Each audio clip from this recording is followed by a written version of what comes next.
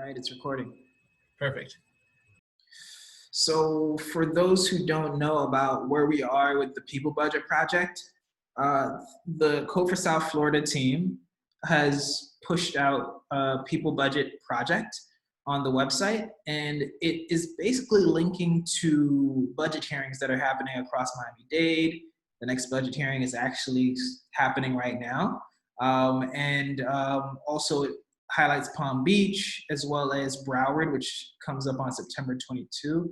And basically what we're doing is we're working on giving access and making it more accessible for people to see what's happening in budget hearings.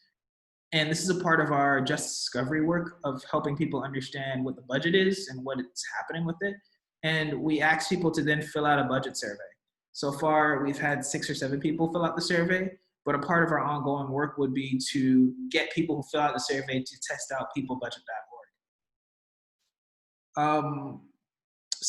I have the final report here that I want to talk to you guys about, but I kind of want to just open it up informally to just get thoughts from Professor Freer and Jeffrey or whoever wants to kind of mention and just share about like what this experience was for you, and just share a little bit about like how working on this project was. What do you think about like civic technology or the project on a whole, and like where do you want to go moving forward, like taking the ideas that we've gone through with this current People Budget project?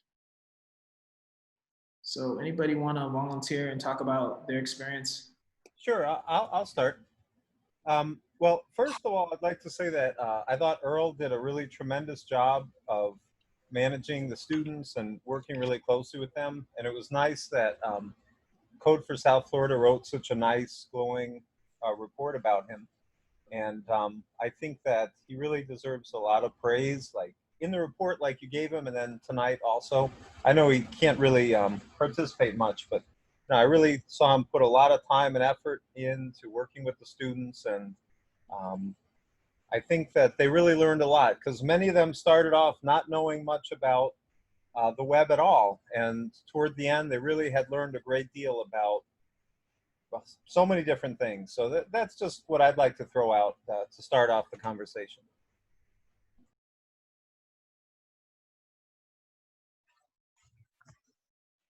So I would like to share.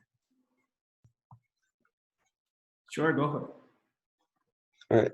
So this project was it was a great opportunity for everyone, starting from the student developers. We got to learn code, and then Earl was able to learn how to manage a team. So that was good for him too. I saw Greg taking the project management role, so he got to learn about that too. That was awesome. For you too, Livia. It was good to see like people that are like our age being able to experience these roles to like prepare us for our careers. So that's good. And it's also good to have like a mentor like David Freer to like help us out too.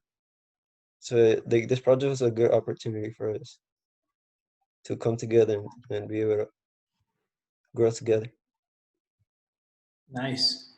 So Jeffrey, could you describe like before that, like, can you talk about like your major, what you're studying, as well as like your experience coding something before this, and like now how you feel like about coding about?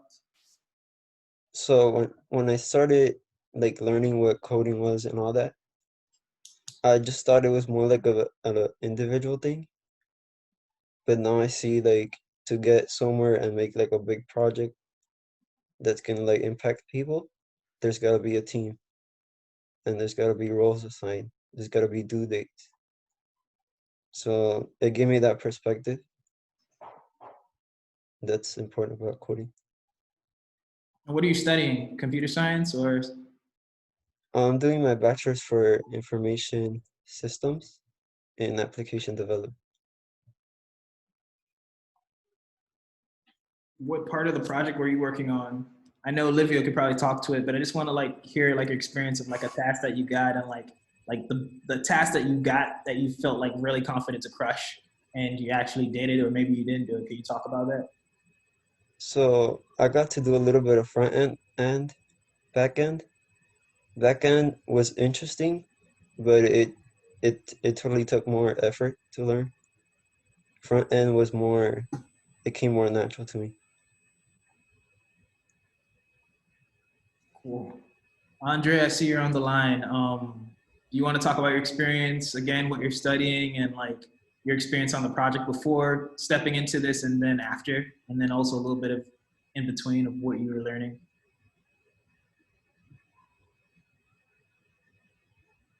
You can hear me now? Yes. Yeah. All right.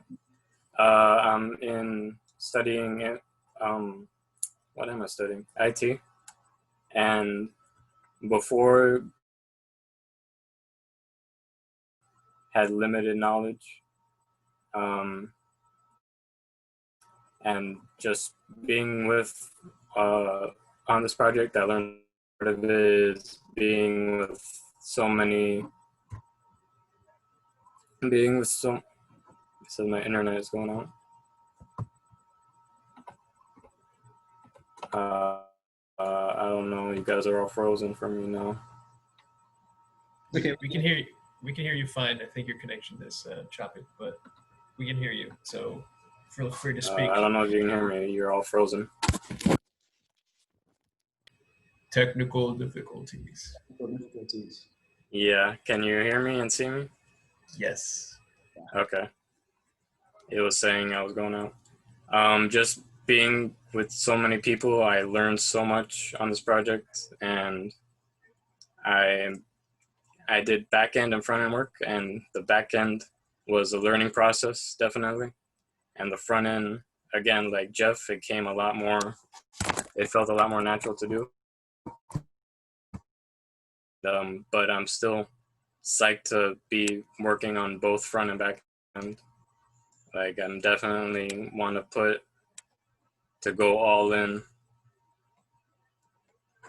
on all aspects of the project. Nice. Cool. Well, thank you for sharing what you felt the project was. So I'm gonna go through a quick deck. We have some new people joining. I'm gonna go through a deck of what we learned over this project. And if you guys don't mind, like Andre, Jeffrey, or even Professor Fear, I may call you out in between, like doing a slide and ask you to highlight one of the experiences. And this is just a conversation, so feel free to be open. You don't have to be like forced to say something nice. It can be like, hey, this is a bad part of the program or experience, but want it to just feel natural. So let me share my screen once again and introduce all the new people that are hopping on this call to the work that we're doing. So we're Code for South Florida. We're a civic technology group where we build technology for the public interest. The way we do that is through demonstrating new technology ideas around solving civic issues. This project that we're going to be talking about tonight is one that we worked with Miami-Dade College and the students with Professor David Freer around an idea called People Budget. People Budget is an election tool for local government and community organizations to run a participatory budget where they can vote on where the local budget should be. We found this to be very important. Right now, budget hearings are going on in Miami-Dade County. For instance, the budget hearing is going on for the commissioners today, and they're making decisions on where $2 billion should go, mostly in tax money from the people. And if a recent tweet by Doug, a writer and reporter, said that the commissioner basically gave people 1 minute instead of 2 minutes to do public commentary. So, just think about all these things. And one of the questions that popped up for us last year was, how do we make it easy for people to share how they feel about a budget? And if they don't know anything about a budget, how do you learn about that budget and then share how you failed and feel like you're actually doing something of importance to your community? So these students got together, and most of them didn't work on any development projects before, and they sat down with a student that had experience as well as a professor that teaches CS, and this is the work that they did. So I just want to shout out our partners: City of Miami, FIU, Miami-Dade County, Space Called Tribe, Miami-Dade College, Every Leisure, Open Austin for their help. So we started this project last year. Between October to December, it was Professor Freer, me, Antonio Delgado, the Dean of Engineering from Miami-Dade College, and we were just kind of brainstorming ideas. And between December, when we got the grant, Professor Freer really took it on himself to find the right students to be on this project. And he'd done projects before and applications before, and he took that up. And in January to March, it was Professor Freer kind of just offering resources to these students to learn about HTML, CSS, JavaScript. People Budget was based on React, which is a JS library, which the students worked on for this. And we spent about 3 months in each phase of this project working on planning, initiation, as well as executing. In between, we spent April to June during Corona figuring out how we can execute on this. We had some challenges along the way where we needed a designer, and Professor David Freer reached out, found us a designer. Her name was Annie, and she came on this project and helped the team come up with some of the deliverables. And right now we're in the closing phase of this. During the final stretch, we brought on Livios, who was our program manager at Code for South Florida, and he helped to do task management and help the team get wrangled around Agile practices and delivery. So before I go on, I want to talk to you about like how we got to this point, but we have some new people on the line. Joe, Lucas, are you following? All good. Great, okay. So the reason we got to this idea was the City of Miami Office of Management and Budget wanted to explore participatory budgeting as a digital service and a model for citizen engagement in Miami. And what does that mean? Basically, Christopher Rose, who sits as the budget director of the City of Miami, had always done outreach to residents in Miami, and it was called Budget 101. But one of the problems he faced was he noticed it wasn't like an inclusive or diverse crowd of people he was talking to when he's giving his Budget 101 talks. So he asked us, hey, can you come up with like a participatory tool where I can like do this virtual? That way I can like reach more people and we can see who's actually coming and learning about the city budget. We always release annually PDF of all those budgets, and we want to work on ways to make sure that people are more engaged. This is before Corona. When Corona hit, it became more needed as all the meetings became virtual, as you guys know. And public commentary, especially people wanting to engage with their local officials, became even more important. So one of the research questions we determined early on was, hey, we can take this project called Open Austin, which is a code civic hacking group out in Austin, Texas, and take the code base that they had around an idea called Budget Party, which is a participatory budget app, and basically fork that and create a Miami version of that. And we thought that would fit the community and government that we had. We were wrong. So here is why we're wrong. We determined after looking at the Open Austin tool that while it was useful for demonstrating what election process looked like, it wasn't necessarily insightful to the average resident, even if it was put in the Miami context. So we did some user testing. I'm gonna share what that looked like, but as we did the project, what we learned and discovered through the City of Miami's Office of Innovation and IT is one of the things they wanted to see was, how do you measure resident sentiment?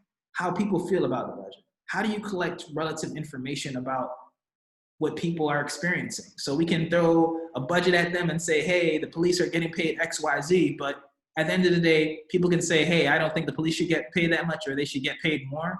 And while that's good, it's not necessarily information that somebody can take and say, let's act on this. But if you say, hey, police budget has gone down over the last couple of years, how many people feel like due to the current situation this year that it should be decreased by X, Y, Z amount? Here's how much it's been increased in the last 5 years. Make your opinion here on if you agree it should grow or not.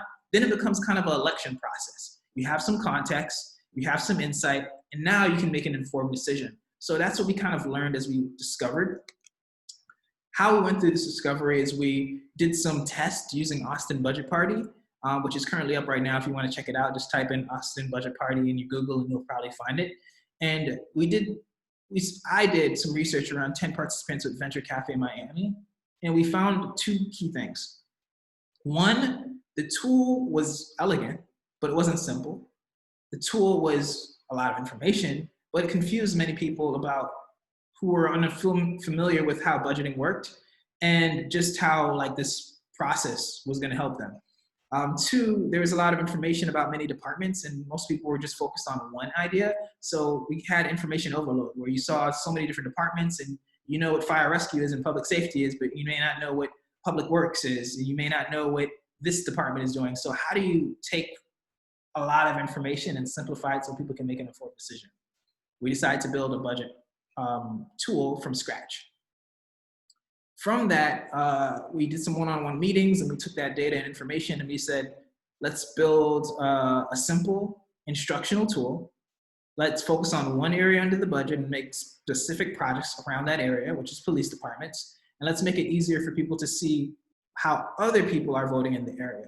So the Austin Budget Party also didn't make it visible to see what other people were voting on. So it made it harder for people to make a decision. But like we know, if you see 100 of your friends are liking a specific picture or doing some type of action, you may be more inclined to do it. So that's what we looked at, like this idea of making it a little bit more transparent for people to see who's voting on what.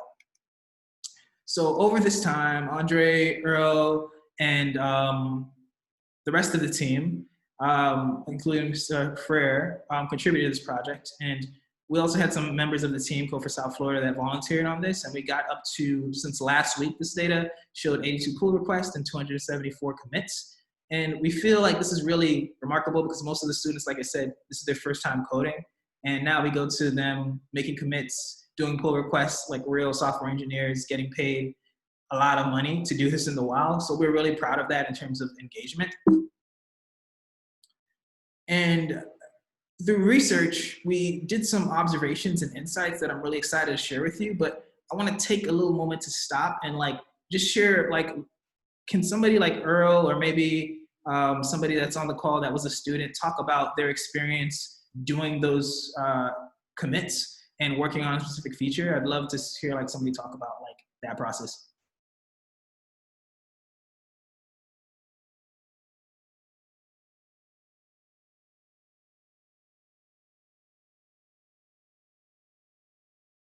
Okay, I'm gonna default to Livio, because Livio can probably talk a lot about what he helped with. So at least as far as my participation with the project, beyond just being a task, a someone who helped with planning and really got into basically all the communications and the organization. Hold on, let me turn my camera. Okay. Aside from planning and creating tasks and defining features and whatnot, I also work with the students to kind of give them some insights into the way that the industry works and in the way that agile methodologies go. It's as far as explaining like why we have certain meetings or why certain things need to be documented a certain way. Really to maintain a pace of development. And in the end, we also did a bit of a professional workshop where students got an opportunity. Well, where we basically give them what I call the "So You Want to Be a Freelancer" talk, which is about basically using your marketable skills to be a technology professional. So they at least have the basic knowledge to go out there and use the skills that they've already acquired through this project. And as far as making commits go, well, I've made my own commits, not to this project necessarily, but definitely to several other projects. And I would definitely love to hear what some of the students went through with Git, because at first you either have it or you don't, and everyone's experience is different. So it always makes me happy to hear those Git stories.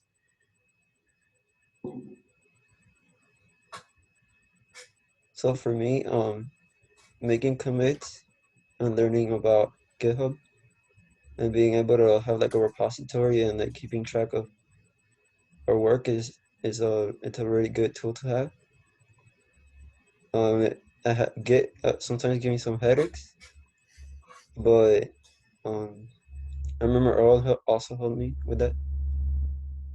But yeah, it's a good tool to have, and being able to see and tracking all the files being changed and like seeing the work progress. Nice.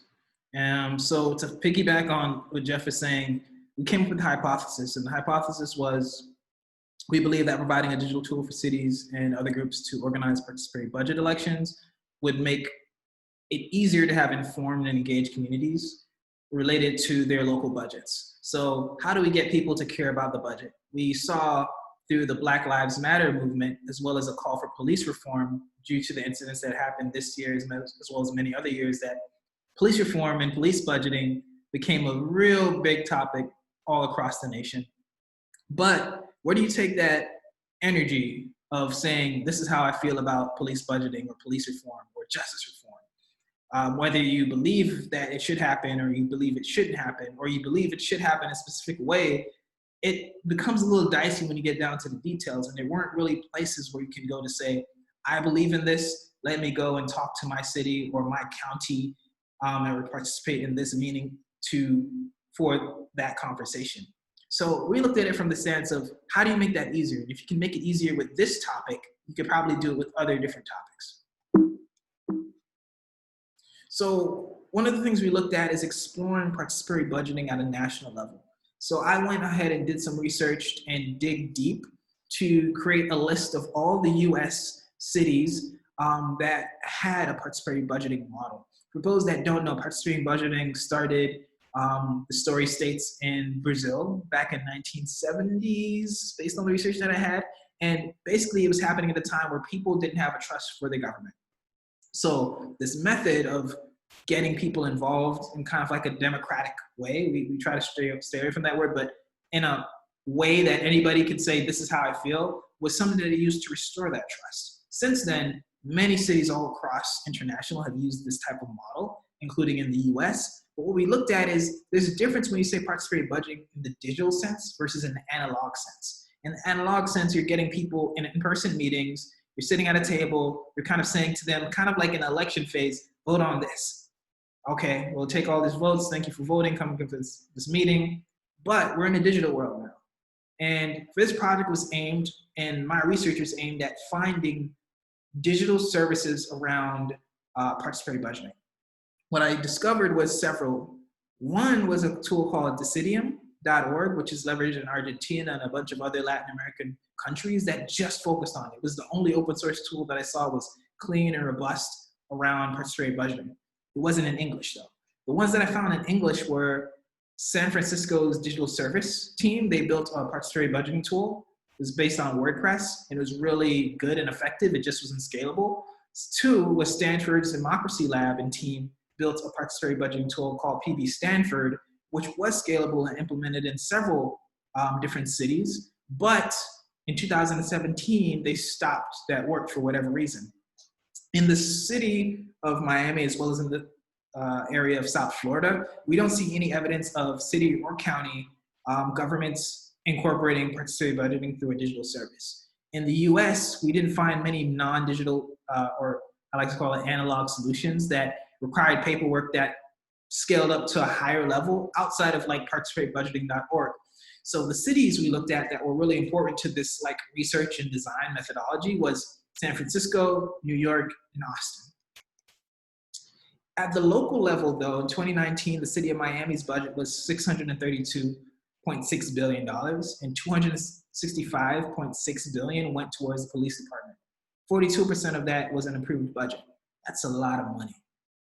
We looked at taking this budget and department and dicing up the budgetary cost and making it a little bit easier for people to see where that money is going to. For instance, if most of that money is going towards salary, it's hard to say, should they get paid more or less? But if they're spending millions of dollars on police equipment and webcams, then you're probably gonna want more webcams. One good instance of that is there's an initiative by the city of Miami called the Civilian Investigative Panel. They are a panel that basically takes police complaints made by people, look into them, get the cop, get the person, and basically make a claim or judge on if it was justified or not. Most recently, a doctor at his name is Dr. Armin Henderson, got handcuffed several months back in front of his home, and the Civilian Investigative Panel looked at his case and deemed that it was not right for that cop to have done that at that time. It was inappropriate, it was unjust. Thanks to this initiative, they get paid about $600K last time I checked in the 2019 budget. If you brought that in front of somebody and said, do you think there needs to be more of this? They may say, hey, this is doing some good stuff, but I don't know. If we tell somebody that, hey, this initiative, Civilian Investigative Panel, actually publishes public data showing all the reports on police crimes, and we were able to use this data to create a tool called Badge Watch to help people file police complaints, and many people loved it. If you told them that, then they'd say, hey, this group is kind of like exciting and they're doing great things. So maybe they may say we need to put more money into that. So it gets a little dicey when it gets to police department, but the big idea is we need to make it easier for people to see projects relative to the budget that make it important for them to share their voice and opinion. Through this work, we had somebody, his name was Eldar. Eldar came onto this project. He was a data scientist. That's what he does in his day job. And he spent some time building a Power BI dashboard to demonstrate a model of sentiment analysis for the budget.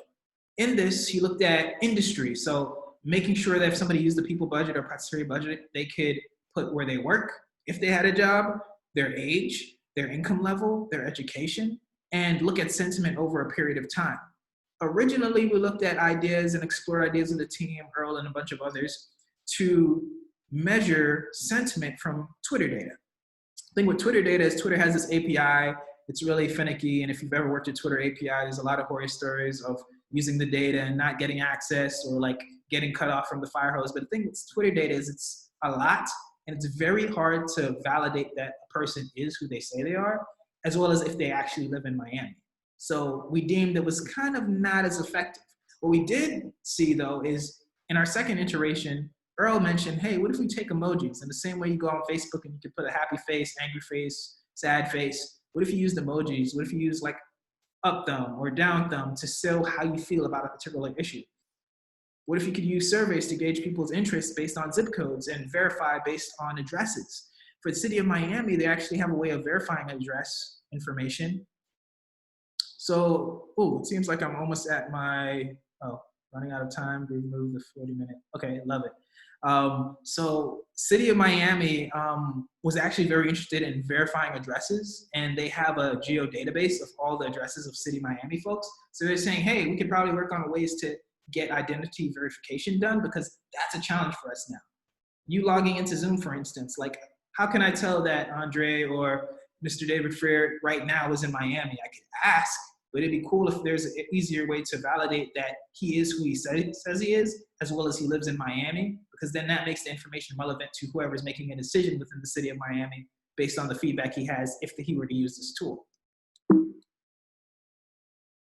So I'm gonna go into some more cases, but I'm gonna stop for a minute to ask if there's any questions, because I'm talking a lot, but I wanna make sure everybody kind of gets it, or if they have a question or thinks like anything that I said before was incorrect, please let me know now.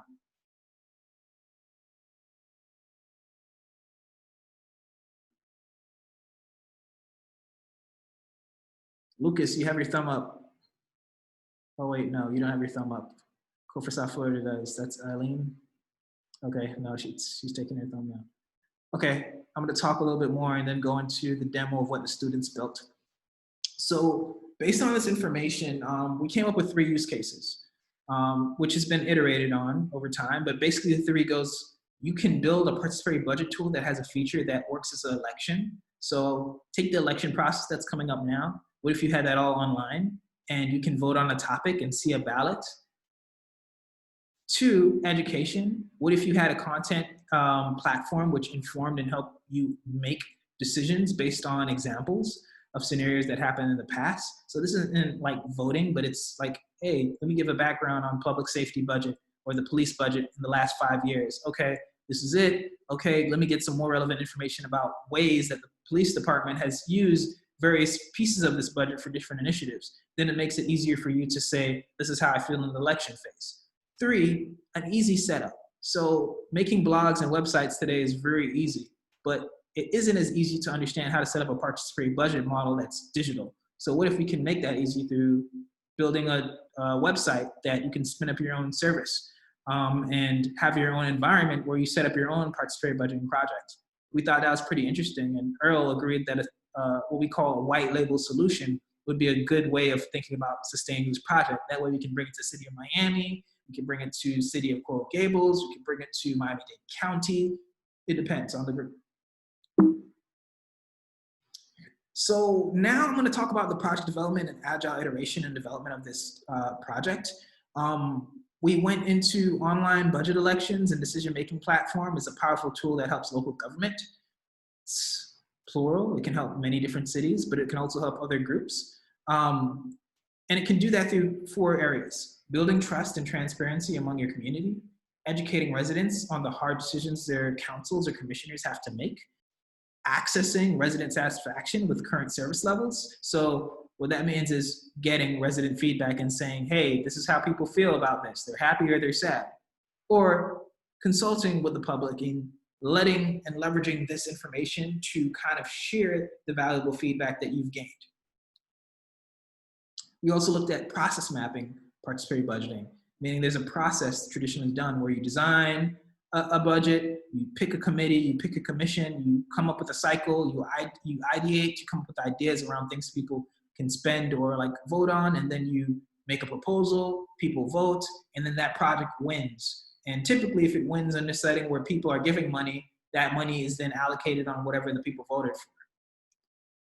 We then looked at feature comparison. So I mentioned Stanford and San Francisco both had a participatory budget tool.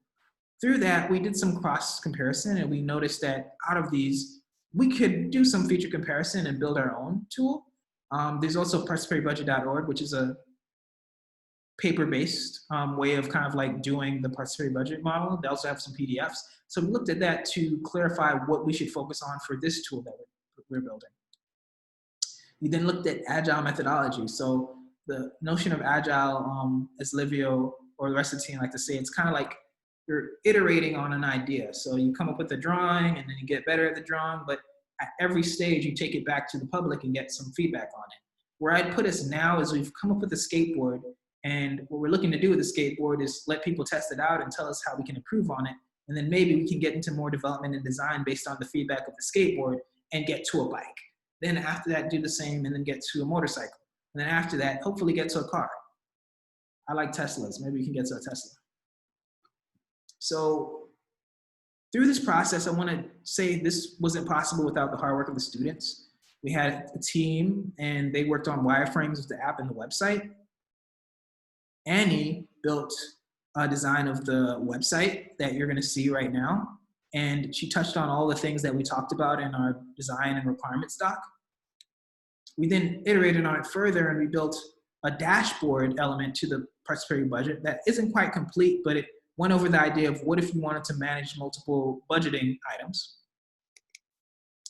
And that's how we kind of got to where we are in this prototype. I'm going to show it to you now, and then after that, I'm going to talk to you guys about how we're going to go from a prototype to a pilot.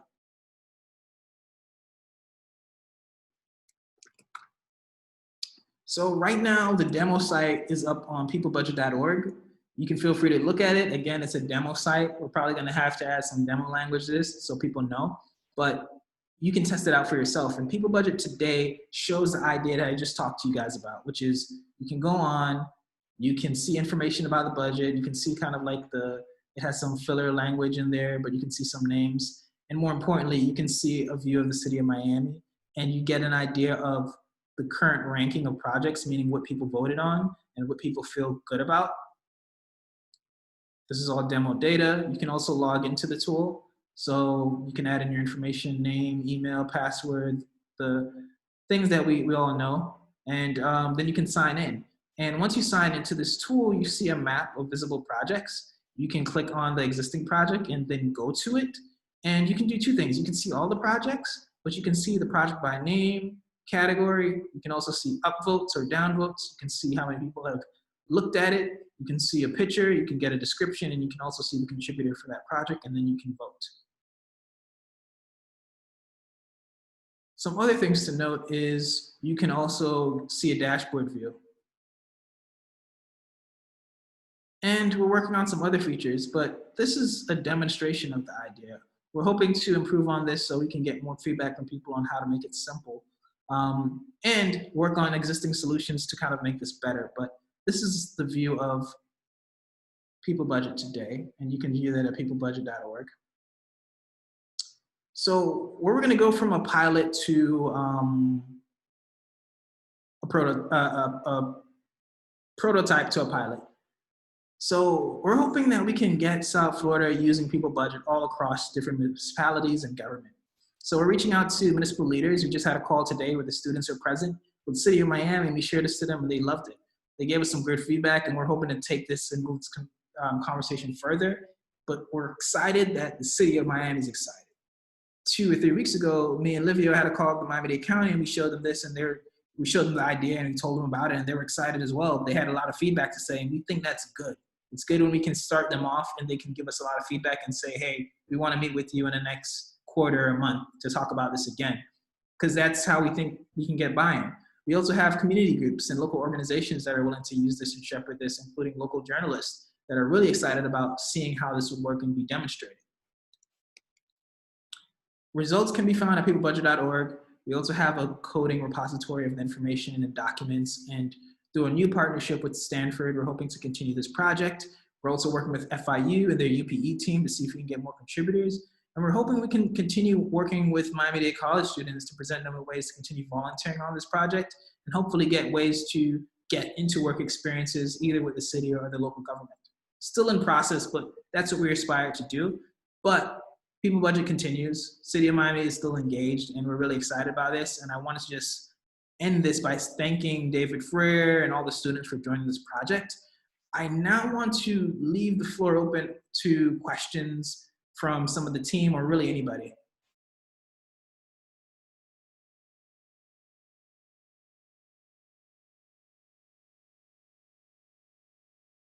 Cool, so I'm getting a message that we only have about 2 minutes left. So thank you for your time. If you're interested in joining Code for South, you can look at the website. For all the students, thank you for all your effort that you put to this. In the final report, all your faces and names and contributions will be highlighted there. So thanks again. All right, thank you. Thank you all.